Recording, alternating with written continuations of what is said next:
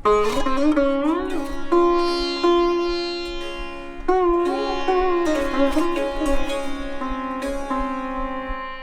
जी, अब आप ये बताइए कि आज बनारस की पहचान अपनी तरह से है, बनारस घराने की बात होती है अपनी तरह से होती है, लेकिन बनारस जो है अपने आप में संस्कृति को लेकर के, संस्कृत भाषा को लेकर के, संस्कृति को लेकर के और संगीत को लेकर के उसकी अपनी पहचान रही है।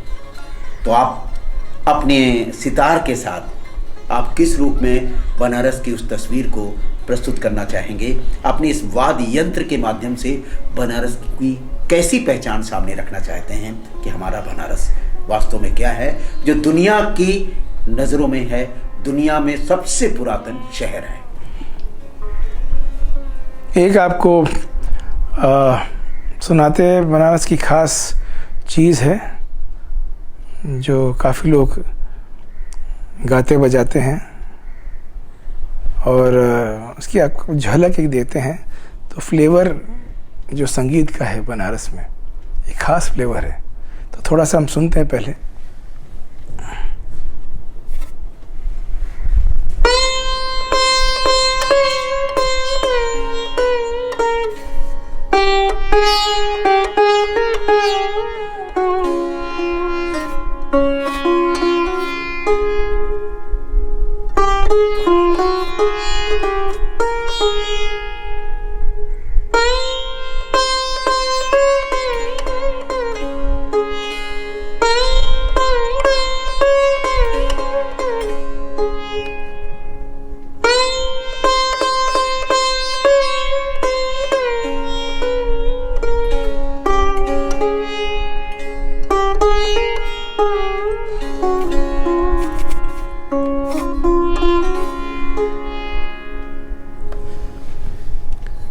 बनारस एक ऐसा शहर है जो पूरे भारतवर्ष में सबसे अलग है। सबसे पहले अगर बनारस के बारे में आप बात आती है, अरे भाई नाम सुनते ही ऐसा लगता है कि वाह क्या बात है। सौंधी सौंधी मिट्टी की खुशबू, आप जब भी पांव रखते हो उस शहर में आपको ये आभास हो जाता है कि कुछ अलग जगह पे आ गए, कुछ अलग लोक में आ गए। एक शहर जिसमें अपने आध्यात्मिक विचारों को आगे रखा, स्पिरिचुअलिज्म में इतना आगे रहा, पूरे वर्ल्ड में फेमस है। आप शहर के अंदर आपको पाँव रखते ही लगता है कि आप गंगा की याद, घाटों की याद, आप घाट के अंदर नौके में चल रहे हैं उसकी याद, एक खास उसकी एक फ्लेवर, शहर का फ्लेवर, उसका परिचय अपने आप में बहुत अलग है। संगीत, एक पूरा संगीतमय शहर है, इसकी अलग एक दुनिया है अपनी। कितना भी मैं इस शहर के बारे में बोलूं बहुत कम लगता है। अगर संगीत के बारे में मैं बात करता हूं बनारस की, बनारस घराना भी आजकल हम लोग बोलते हैं, काफ़ी लोग इसको मानते हैं कि भाई इसकी घराना, इसकी शैली अलग बन चुकी है। और चाहे हमारे संगीत के अंदर आप गायन की बात करें, एक शास्त्रीय संगीत में इसका अलग फ्लेवर है, उपशास्त्रीय संगीत में अलग फ्लेवर है। अब वादन पे आते हैं, खास इसकी पहचाने बड़े बड़े कलाकार इस शहर में रह चुके हैं। हमारे दादा गुरु उस्ताद मुश्ताक अली खां साहब बनारस के ही थे और उनको तो कलाकारों का कलाकार कहते थे सितार के, और वहीं से वो आगे निकले और दुनिया भर में उन्होंने नाम किया।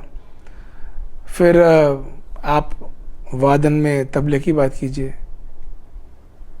पंडित किशन महाराज जी और भी कितने बड़े बड़े कलाकार हैं जो इस शहर को, जिन्होंने अपना एक शहर से इनका नाम भी जाना जाता है, इनके नाम से शहर भी जाना जाता है। ये जो कलाकार, जितने भी बड़े बड़े कलाकार और भी इतने अच्छे अच्छे बड़े बड़े कलाकार हुए हैं, गिरिजा देवी जी गायन में हैं, तो इन्होंने अपनी छाप छोड़ी है। ये सब अपनी एक शैली इन्होंने बनाई है। इन्होंने एक, चाहे पहले से ये इनकी परंपरा चली आ रही हो, मगर बनारस की एक अपनी शैली बनी है, गायन की शैली बनी है, अब बनारस की वादन की शैली बनी है, तबले में खास, और इसका प्रचार में आया है। और अच्छा बनारस घराना है, ये तबले का आज इतना प्रचार प्रसार में है। उसके साथ साथ आपको नृत्य, बनारस घराने में भी इसका प्रचलन हो चुका है, और कलाकार ने यहाँ इस शहर से कलाकार लोग निकले हैं, निकल के उन्होंने दुनिया भर में अपना नाम कमाया है। तो जब भी हम बनारस की बात करते हैं, हमें लगता है कि हमें एक अलौकिक आनंद मिलती है। उसके नाम सुनते ही एक मतलब इतना मज़ा आता है, वो क्या बात, और जाने का मन करता है। और संगीतकार के लिए खासकर ये एक बहुत ही एक पावन जगह है। बड़े बड़े फेस्टिवल्स आजकल होने लगे हैं। संकट मोचन समारोह बनारस का बहुत फेमस हो चुका है कि पूरे दुनिया, पूरे देश विदेश से लोग इसको सुनने आते हैं। हमने भी काफ़ी बार बजाय शिरकत की इस समारोह में, और उनके लोगों की बात करें तो एक अलग ही लहजा है, लैंग्वेज का अलग लहजा हो, और युवा नेतृत्व कर रहे हो, युवा पीढ़ी का एक नेतृत्व भी कर रहे हो कलाकार की दुनिया में, और दिल्ली विश्वविद्यालय से भी संबद्ध हो, तो जो कलाकारों की जो एक शिरकत है, कलाकारों की जो अपनी पहचान है, बनारस से जुड़ करके जो पहचान जुड़ी हुई है, और अगर बनारस पहुंच जाए तो आज की पीढ़ी जो है बनारस को किस नज़रिए से देखते हुए आती है। और उसी के साथ ही साथ फिर मैं चाहता हूं कोई ऐसा आलाप बजाएं, ऐसा आलाप छेड़े, आलाप सुनाएं कि बनारस के उसी उसमें धुन में रंग जाए। भारत रत्न महामना पंडित मदन मोहन मालवीय जी का काशी हिंदू विश्वविद्यालय है, बाबा विश्वनाथ की नगरी है, तो सब कुछ एक तरफ युवा जुड़ जाएं, और सारे जिस शैली से जुड़े हुए लोग हैं एक प्रयोगशाला में जा करके उस प्रयोग को स्वयं देख सकें।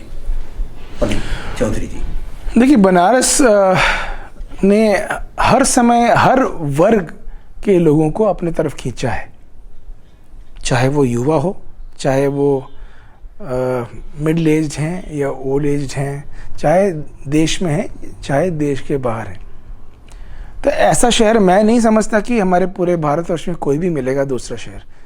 एक समन्वय मिलता है हर चीज़ों का। आपको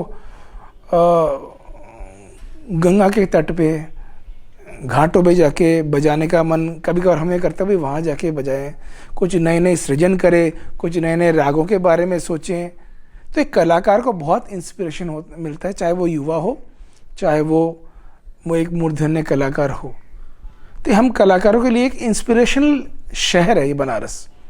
तो इसमें आप जाओगे तो मतलब इनमें माहौल आपको ढलने की ज़रूरत नहीं पड़ेगी। हर गली में आप देखते हैं कि संगीत के स्कूल्स हैं। हम जा रहे थे, चल रहे थे, सितार की आवाज़ आ रही है, आगे जाओ तबले की आवाज़ आ रही है, थोड़ा और आगे जाओ 3 घर दूर गायन की आवाज़ आ रहे हैं, वही कोई गाना सिखा रहे हैं, और आगे जाओ तो नृत्य की आवाज़ आ रहे हैं। तो एक ही गली में अगर सोचिए इतने सारे हमें स्कूल्स, म्यूज़िक स्कूल्स देखने को मिल रहे हैं, संगीत के विद्यालय मिल रहे हैं, ऐसा कोई शहर कहाँ मिलेगा आपको? नहीं मिलेगा कि इतना सारा समन्वय आपने एक जगह से दिखा दिया है कि अपने भारतवर्ष का जो कल्चर है आपको देखना है तो बनारस जाना पड़ेगा। और ज़रूरी है कि जो संगीतकार है वो अगर बनारस नहीं जाता, मैं समझता हूँ अधूरा है। मैं आपको सुनाता हूँ, हम लोग जैसे शास्त्रीय संगीत में राग बजाते हैं तो बड़ा हमारा एक फेवरेट राग है, राग बिहाग। थोड़ा बिहाग सुनते हैं और इसके अंदर हमें आशा है आपको जो बहुत पसंद आएंगे, आपको अच्छा लगेगा। और एक तरह से मैं एक और बात बोलना चाह रहा था, अभी बनारस में मैं संकट मोचन फेस्टिवल में अभी बजाने गया था, तो वहाँ पे इंस्पिरेशन की बात हो रही थी, कलाकार को कैसे मिलता है। तो अभी हमने वहाँ पे एक संकट मोचन फेस्टिवल में ही एक ताल का नामकरण किया। 5.25 मात्रा, मुश्किल ताल है, नाम दिया हनुमंत ताल, हनुमान जी की जगह है। तो आपको मैं अभी सुनाता हूँ छोटा सा, हमारा बड़ा फेवरेट राग है राग बिहाग, तो छोटा सा करके आपको सुनाते हैं।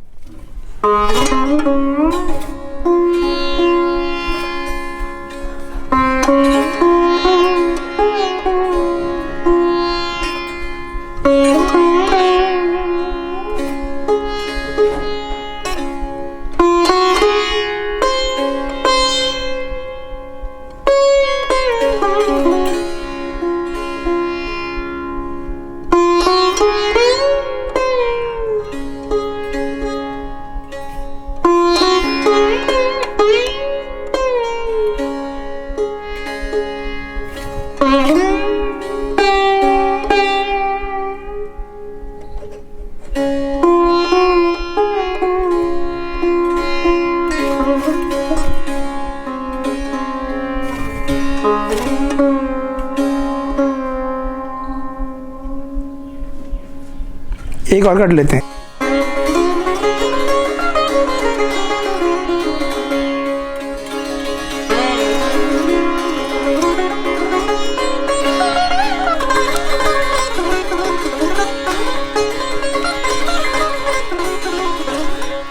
बार लेते हैं शुरू से।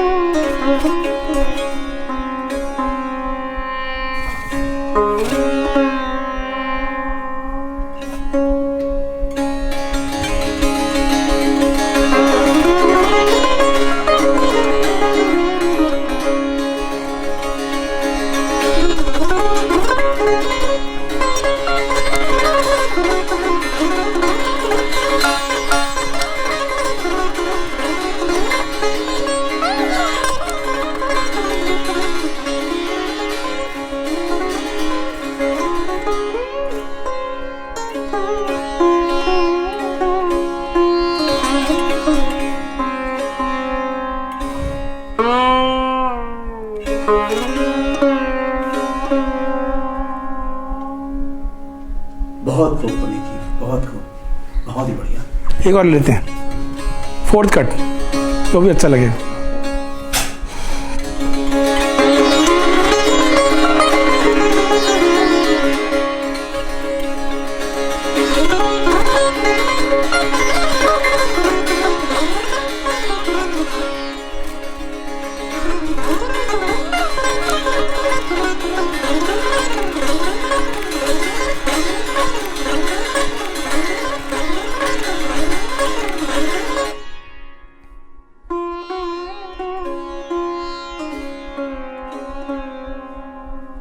जो हमारे दर्शक हैं, चाहे वो बनारस में हो चाहे पूरे विश्व में हैं, मैं उनको एक अपने तरफ से संदेश यही देना चाहता हूँ।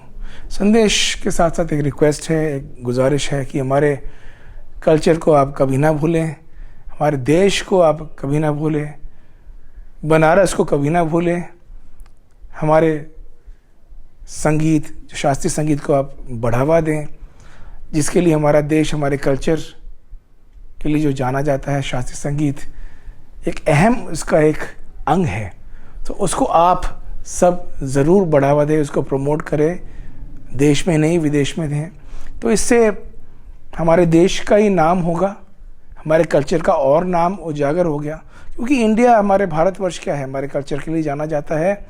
और ऐसा कल्चर, ऐसी संस्कृति, ऐसा संगीत, ऐसा शहर दुनिया में कहीं नहीं है।